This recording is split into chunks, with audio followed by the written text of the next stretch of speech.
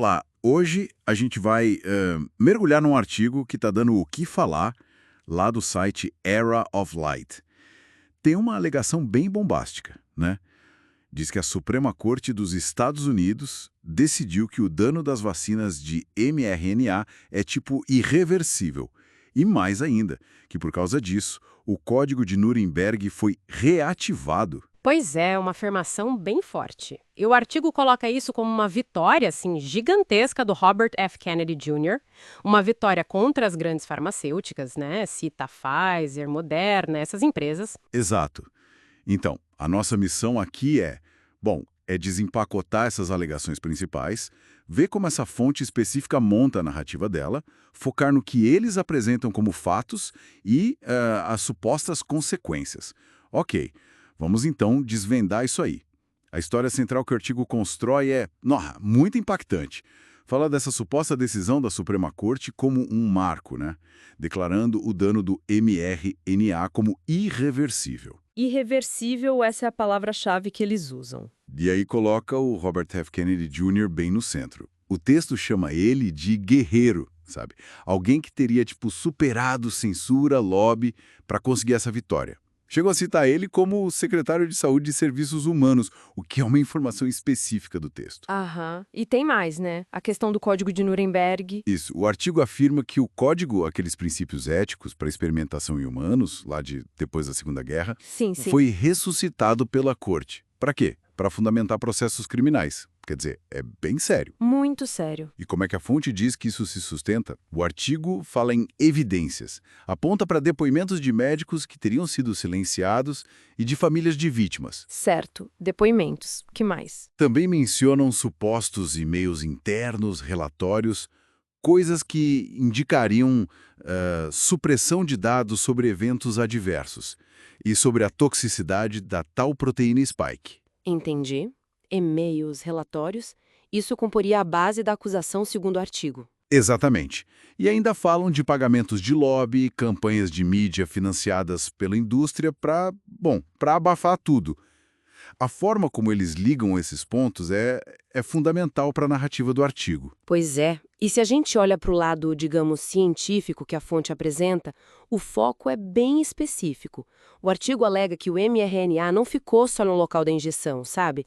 Teria se espalhado para órgãos vitais, coração, fígado, ovários, até cérebro. Nossa, espalhado pelo corpo todo, então. É o que a fonte afirma. E a proteína spike é colocada como a vilã principal, a tóxica. Responsável por, um monte de problema, colapso imunológico, problema de coagulação, dano neurológico, miocardite, problema de fertilidade, até morte súbita.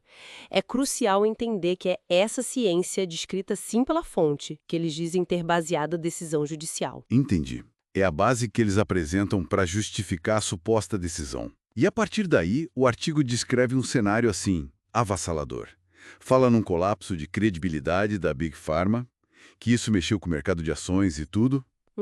Consequências financeiras também. Governos, segundo o texto, revendo os programas de vacina de mRNA. E a mídia tradicional, acusada de ser cúmplice, silenciada porque seria financiada pela indústria. Certo. Então só a imprensa independente estaria cobrindo a verdade na visão do artigo. Isso. É uma imagem de ruptura total que eles pintam. Sim, a fonte chega a dizer que começou uma nova era para a medicina, baseada em ética, liberdade, verdade, sem mandatos, sem censura médica. É importante frisar de novo, estamos analisando só o que está no artigo do Era of Light, a retórica deles. A linguagem é forte, as acusações são pesadas. Com certeza. Se a gente conecta os pontos, a narrativa que o artigo cria é essa batalha clara. De um lado, a verdade, com o RFK Jr. e as vítimas, do outro, um sistema que eles descrevem como corrupto. Big Pharma, mídia, agências. E nesse meio, a reativação do Código de Nuremberg. Exato. É apresentada pela fonte como o grande ponto de virada. Legal e moral, um divisor de águas mesmo. Então, resumindo o quadro que essa fonte específica nos apresenta. Uma suposta decisão histórica da Suprema Corte dos Estados Unidos sobre mRNA. Uma vitória acreditada ao RFK Jr., o Código de Nuremberg voltando à cena.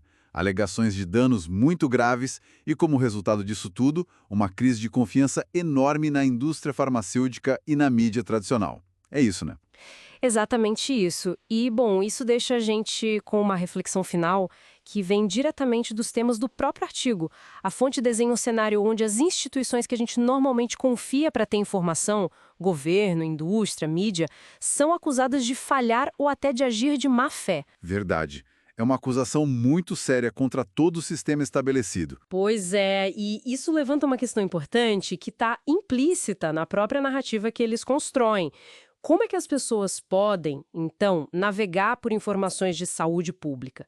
Como avaliar alegações tão fortes quando se deparam com visões tão opostas e acusações tão graves contra as autoridades? É o dilema que o próprio texto parece querer destacar, sabe?